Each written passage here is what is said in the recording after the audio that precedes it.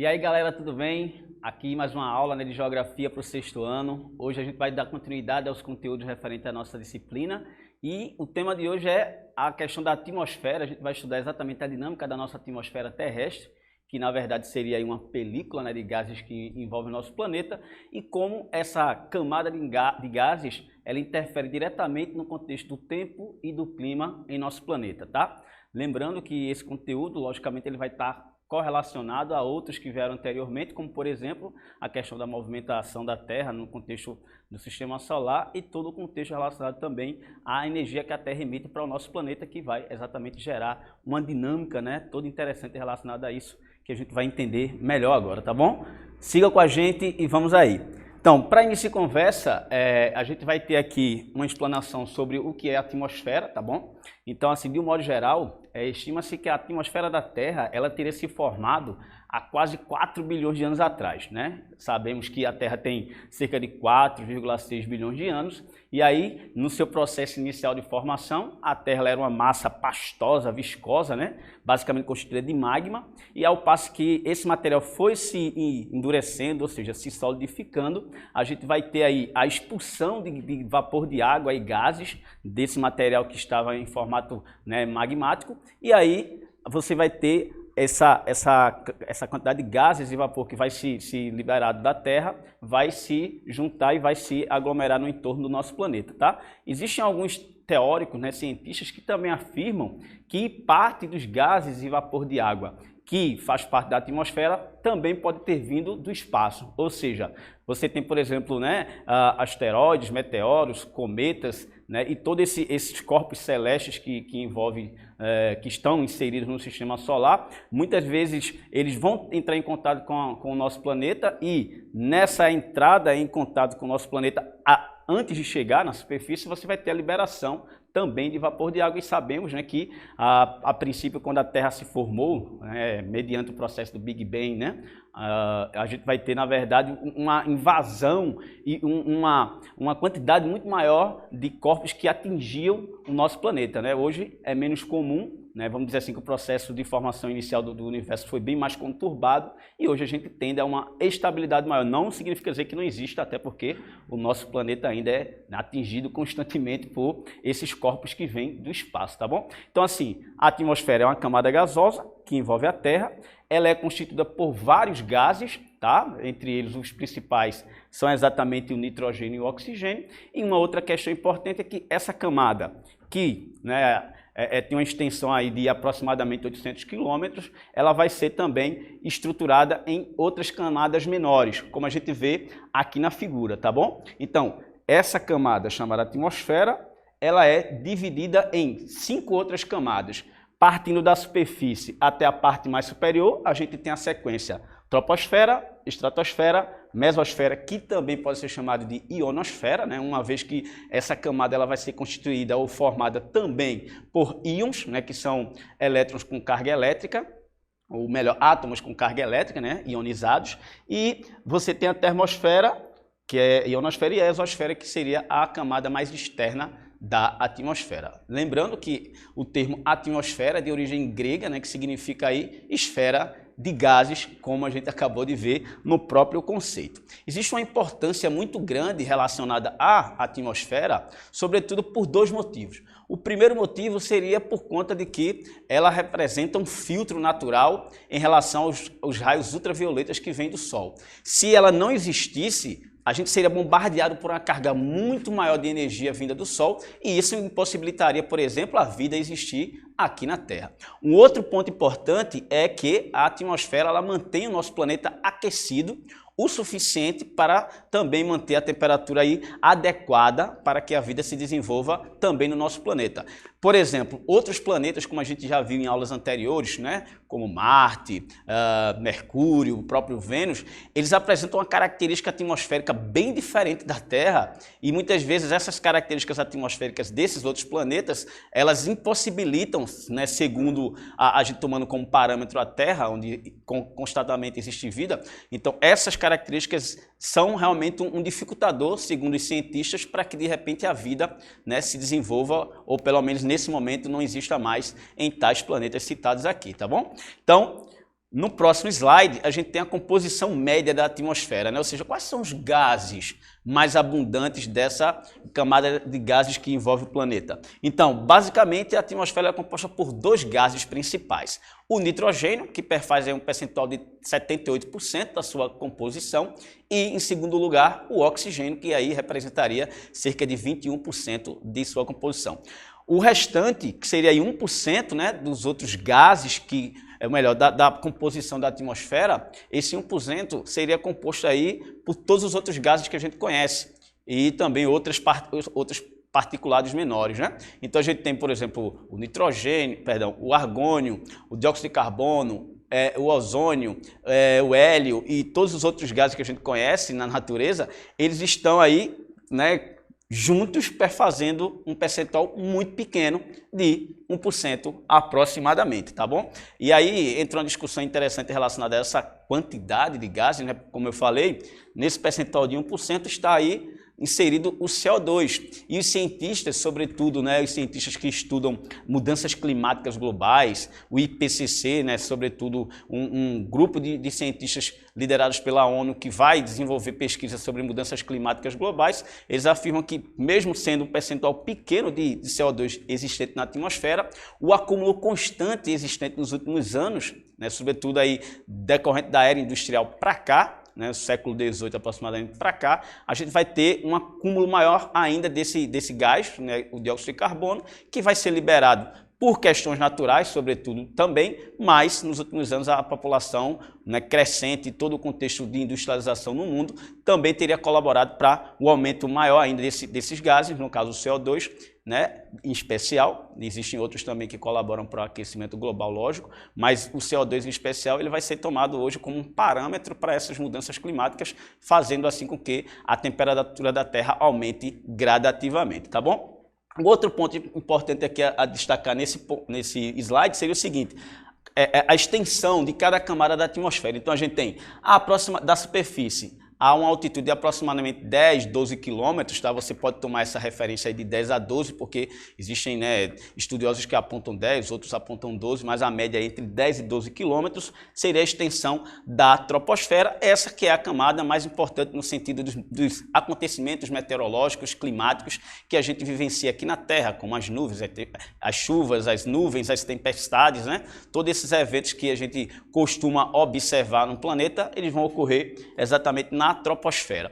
Ela também seria uma camada mais densa, ou seja, a maior parte dos gases existentes na atmosfera estão exatamente retidos nessa troposfera, e aí você tem até 5 quilômetros, praticamente todos os gases da atmosfera vão estar concentrados aí, tá?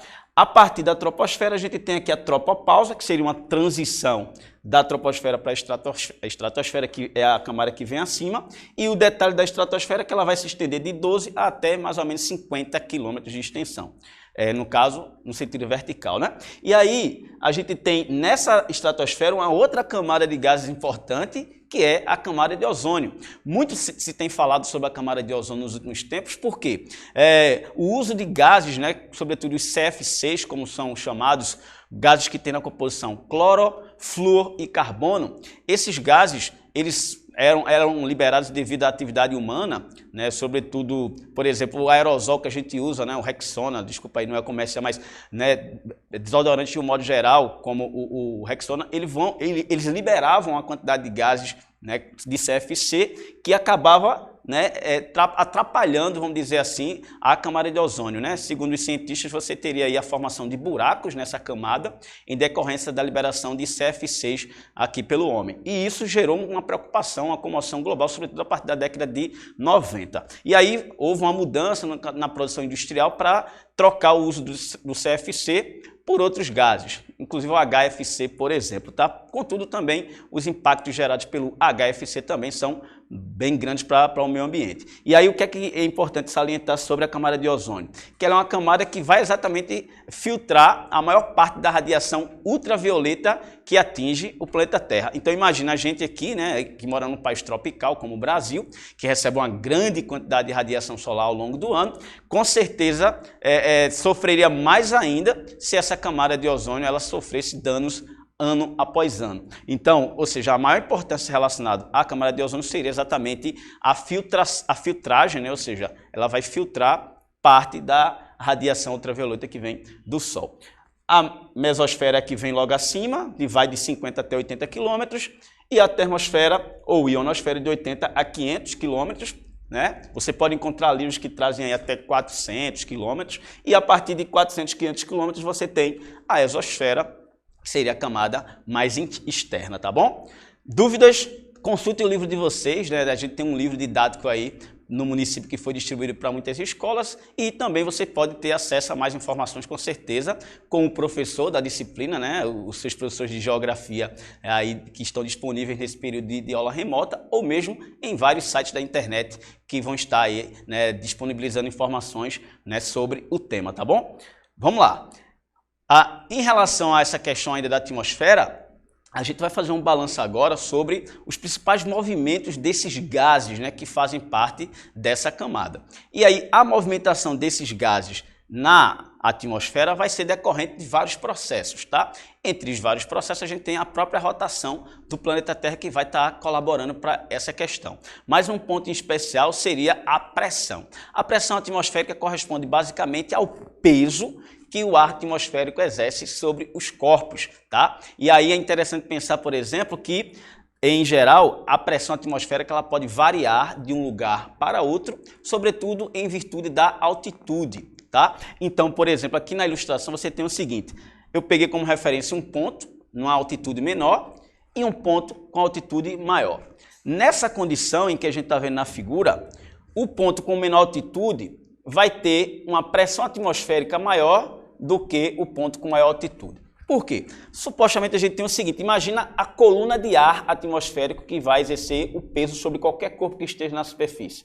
Essa coluna de ar é muito maior do que essa coluna de ar. Então isso é o que vai gerar uma diferença nesse contexto da pressão atmosférica. E aí, nesse contexto de diferença de pressão entre os lugares, você vai ter a produção do vento, porque na verdade o vento vai ser o deslocamento do ar atmosférico de um lugar para outro. E esse deslocamento ocorre exatamente por conta da diferença de pressão entre duas áreas da superfície da Terra. E, por sua vez, o vento ele vai colaborar para dispersar a umidade na superfície da Terra, o calor e as chuvas por toda a superfície do globo. Então veja o quanto é importante entender a pressão atmosférica e entender, por consequência, a dinâmica dos ventos, né, existentes na Terra. Tá? E aqui a gente tem uma ilustração para indicar exatamente essa questão do deslocamento. Tá? O vento ele vai se deslocar de áreas de alta pressão, que a gente pode chamar de ciclonais ou simplesmente ciclones, perdão, anticiclonais ou anticiclones, e vai se deslocar para as áreas ciclonais ou ciclônicas, ou seja, o vento vai sair sempre de uma área de anticiclone alta pressão para uma área ciclônica de baixa pressão. Então, de um modo bem genérico, a gente pode fazer o seguinte, ó. Nas regiões em que a temperatura da superfície da Terra é maior, o ar ele vai fazer um movimento de subida, tá? Esse movimento de subida vai provocar exatamente a saída daquela camada gasosa que estava sobre essa área, que estava fazendo peso. Na medida em que ele chega a esse ar em determinada porção da atmosfera em altas altitudes ou elevadas altitudes, você vai ter essa dispersão e esse ar vai cair sobre áreas com temperaturas menores. Então, a descida do ar numa região de temperaturas menores vai gerar, consequentemente, um aumento da pressão. É mais ou menos quando você está numa sala climatizada com condicionador de ar e aí o ar mais frio ele é mais pesado, então ele faz um movimento de descida. Por sua vez, o ar mais quente ele vai ser mais leve e ele vai fazer um movimento de subida. No caso do ar quente, a gente pode usar como o exemplo os balões. Os balões, na verdade, eles vão voar, né? Ou seja, eles vão subir em decorrência exatamente do aquecimento do ar gerado por uma fonte de calor. Então, na medida que a fonte do calor aquece o ar ele vai expandir, é outro detalhe, né, da camada gasosa, ela vai se expandir e, por consequência, vai ficar leve e faz assim com que o balão flutue, tá bom? Muito tranquilo, não é isso? Então, lembra, o vento ele vai se deslocar das áreas de alta pressão para as áreas de baixa pressão e isso vai gerar toda uma dinâmica relacionada ao clima do nosso planeta, porque ele vai dispersar umidade, chuvas e temperatura também, beleza? Muito simples. Vamos lá seguir. Nessas duas ilustrações, a gente vai entender o seguinte, que no planeta Terra existem áreas de baixa pressão e áreas de alta pressão. No caso, eu destaquei aqui em vermelho as áreas de baixa pressão, tá bom? E aqui em verde as áreas de alta pressão. Percebam o seguinte, as setinhas em azul. As setinhas em azul representam os ventos. Então, nas áreas de baixa pressão, como por exemplo na região equatorial, né? Onde basicamente o estado de Pernambuco está inserida, muito próximo à linha do Equador, então essa região é uma região de baixa pressão.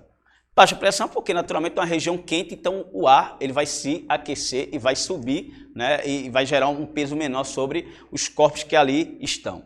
E aí, por sua vez, a gente tem na parte tropical aí, né, além dos trópicos de Capricórnio e Câncer, a gente tem uma zona de alta pressão atmosférica.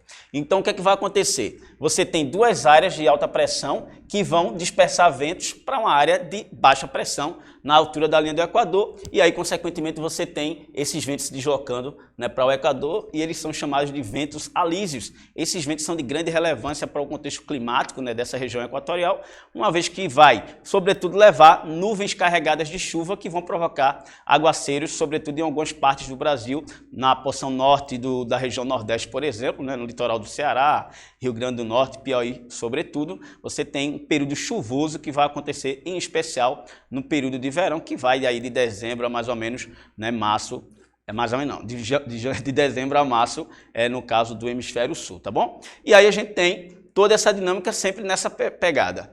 O vento sopra da área de alta pressão para a área de baixa pressão, e aí a gente tem os ventos alísios, os ventos de oeste e os ventos polares, que vão seguir sempre essa dinâmica, beleza? Vamos seguir. E aqui eu destaquei na figura, não ficou tão visível, mas os ventos alísios de nordeste e os ventos alísios do sudeste que sopram para a área de baixa pressão na altura da linha do Equador, beleza? Tranquilo, não é isso? Qualquer dúvida, consultem com certeza aí os professores de vocês, que eles vão estar aí, né, aptos a estar respondendo coisas sobre esse tema para vocês e, logicamente, tirando as dúvidas sobre esse assunto, tá bom? Bem, aqui eu vou mostrar uma outra questão importante relacionada à circulação geral da atmosfera, que são as massas de ar. As massas de ar são um fator importantíssimo relacionado ao contexto do clima, tá? As massas de ar, na verdade, são grandes porções do ar atmosférico que se origina em um determinado lugar da superfície da Terra e, consequentemente, por estar se originando em determinados lugares da superfície da Terra, essa massa de ar, ou seja, esse volume de gases da atmosfera, eles vão apresentar características bem particulares. Então, por exemplo, se uma massa de ar se forma numa região quente e úmida, onde tem muita umidade disponível na atmosfera, então assim a gente tem uma massa de ar quente e úmida, como é o caso da massa equatorial continental que se origina na região amazônica, que é responsável, sobretudo, por chuvas, né, quase todo o território brasileiro no período de verão. Por sua vez, a gente tem aqui o destaque para uma massa fria que se origina em regiões, né, próxima à Antártica, que seria a massa polar atlântica. Ela se origina numa região fria e uma região que, de certo modo, por ser fria, a gente tem pouca evaporação do ar, então a umidade com certeza é menor. E aí, mesmo ela tendo uma umidade, já que ela também vai passar, ela vai estar numa região aí que tem água, mas ela não vai se comparar em termos de umidade à massa equatorial continental que se forma em plena floresta amazônica, né? Isso que a gente tem um grande processo de evapotranspiração, que seria a evaporação da água por meio das plantas, né? E aí, essas massas de ar, elas vão se deslocar e vão gerar todo um contexto de chuvas em várias partes do mundo. No caso da América do Sul, a gente tem essas principais aqui: massa equatorial continental, massa equatorial atlântica, massa tropical continental, massa tropical atlântica e a massa polar atlântica. Então, essas massas de ar, ou seja, esses grandes volumes de gases da atmosfera, são responsáveis aí por gerar chuvas e todo um contexto de instabilidade climática que a gente vê no contexto do Brasil também, tá bom? E aí, no próximo slide, eu só mostro o detalhe para o Brasil. Aquelas mesmas massas de ar né? Só que agora num contexto mais local no Brasil. Então, assim, a gente tem a mesma dinâmica. Aí um detalhe que eu quero chamar aqui é o seguinte: no período de verão, a massa equatorial continental, que é uma massa quente e úmida, ela vai se espalhar por quase todo o território brasileiro e assim provocar chuvas.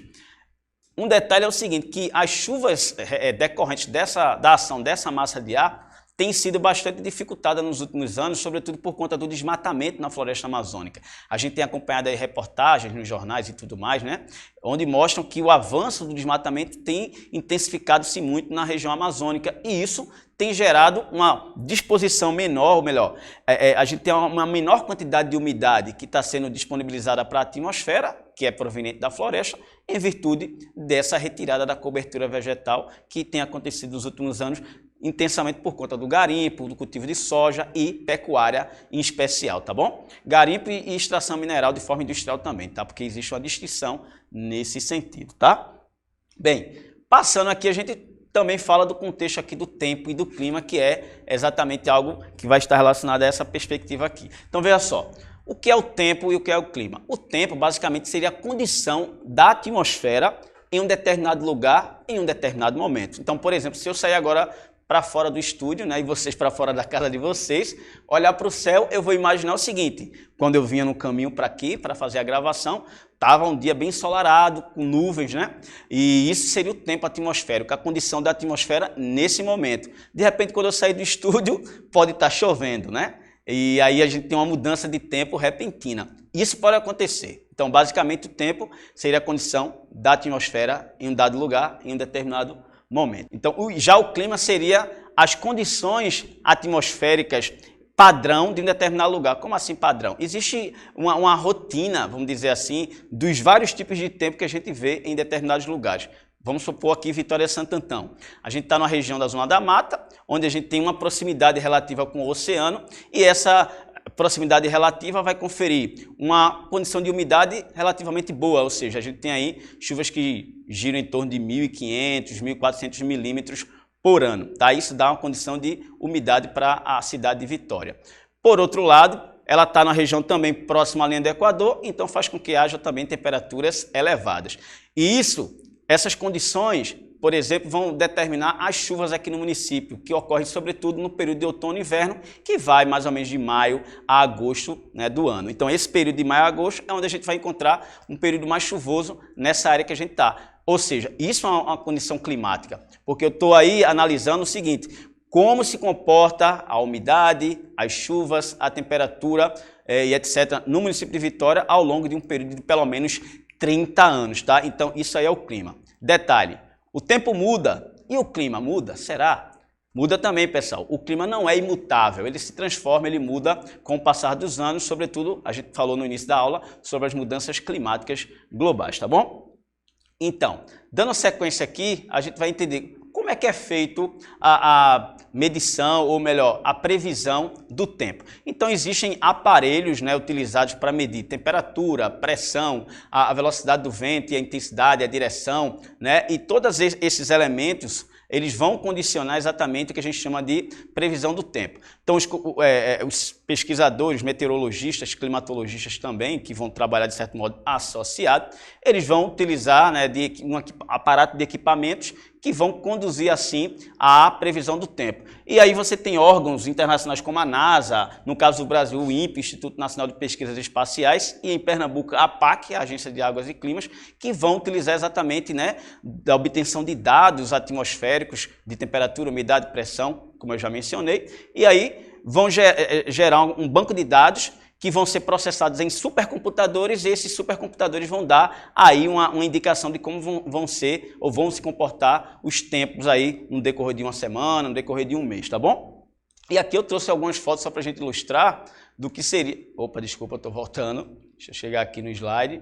E eu trouxe aqui para a gente ilustrar, que é uma estação meteorológica. Então você tem um local escolhido especificamente, onde você tem vários equipamentos, como o termômetro para medir temperatura, né, o pluviômetro para medir a questão da chuva, o higrômetro para medir a umidade, e todos esses dados aí são, né, adquiridos por meio desses aparelhos.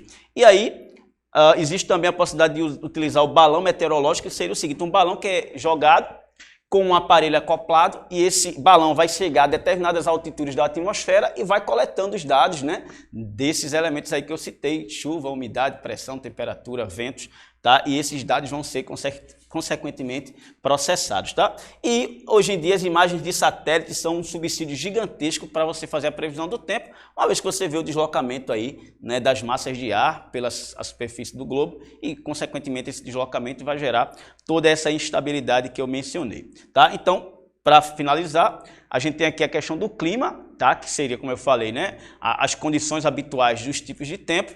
E no caso do território brasileiro, a gente tem aqui uma classificação, né, climática, assim, bem...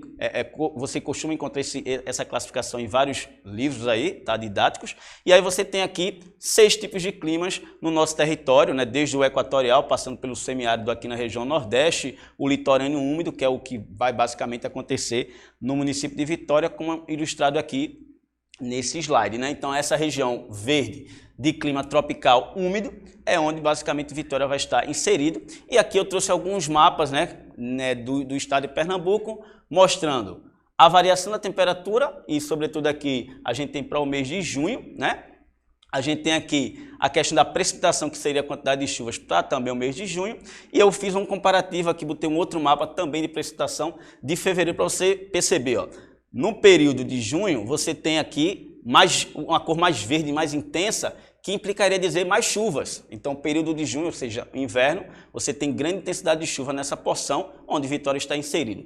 Já no mês de fevereiro, que a gente vai ter aí, no caso, o verão, você tem aí o índice de chuva sendo bem menor. Tá bom, pessoal? Bem, era isso por hoje, tá bom? A aula de Geografia do 6º ano, um tema realmente muito relevante para a nossa vida, sobretudo porque o clima ele vai interferir no contexto da nossa alimentação, na agricultura, na pecuária, no modo de se vestir. De repente, se eu estivesse numa região mais fria, eu estaria aqui com uma touca, com um super agasalho aqui, né, para poder dar aula, e não é o caso do nosso estado, né, que fica numa região quente, e tudo isso vai estar aí diretamente interferindo no nosso modo de vida, beleza? No nosso modo de pensar também. Então, pessoal, a gente finaliza a nossa aula de hoje, né, que tratou do contexto da atmosfera, do tempo e do clima. Espero que vocês tenham aproveitado, aprendido mais sobre esse assunto. E na próxima aula a gente vai dar continuidade a esse assunto, falando sobre os climas no contexto mundial e no contexto do Brasil, tá bom? Aproveitem e na próxima semana a gente se vê de novo. Fiquem com Deus e até a próxima, pessoal.